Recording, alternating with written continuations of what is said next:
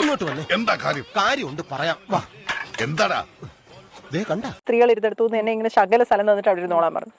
അപ്പൊ ഞാൻ അവിടെ ഇങ്ങനെ ഇരുന്നപ്പോ ബസ് കയറിയ ആൾക്കാര് സംഭവം അങ്ങോട്ടാ വന്നെ.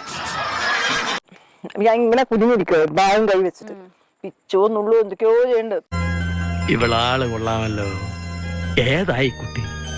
ഏതാന്നറിയില്ലെങ്കിലും ഇഷ്ടായി. ഒരുപാട് നമ്മളിങ്ങനെ നോക്കി ആരെയും കാണൂല. എവിടുന്നോ കൈകൾ വരുന്നു. എന്താ ഉറക്കം വരുന്നു. എവിടുന്നാ നമ്മൾ ഇങ്ങനെ ഇരിക്കും. ഞാൻ പറഞ്ഞ തല പൊക്കാൻ പറ്റുന്നില്ല. അവന്റെ ആത്മാവ് ഇപ്പോ സ്വർഗത്തിൽ കിടന്ന് അർമാദിക്കായിരിക്കും. ഒന്ന് റിയാക്ട് ചെയ്യാനുള്ള ഒരു സ്പേസ് ഒന്നുമില്ല. ഭയങ്കര തിരക്കാണ്. ആരോട് പറയാനേ? നമ്മളെ മോള് വിചാരിച്ച പോലും അല്ലല്ലോ. നമ്മുടെ മോളോ?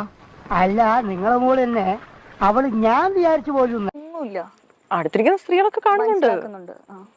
ഇത് കൂടെ നീ എന്താ വേണ്ട? നോക്കുമ്പോ എന്റെ ഷോളൊക്കെ ഫുൾ നനഞ്ഞ്. കടച്ചിലല്ല, കൈപ്പണിയാ, കൈപ്പണി. നോക്കുമ്പോ എന്റെ ഷോളൊക്കെ ഫുൾ നനഞ്ഞ്. എന്തായാലും എന്റെ രാവൻകുട്ടി നീ ഇത്ര ചെറ്റയായി പോയല്ലോ.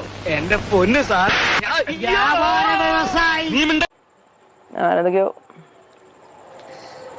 ഭയങ്കര വൃത്തിയായിട്ട ഒരു അനുഭവം.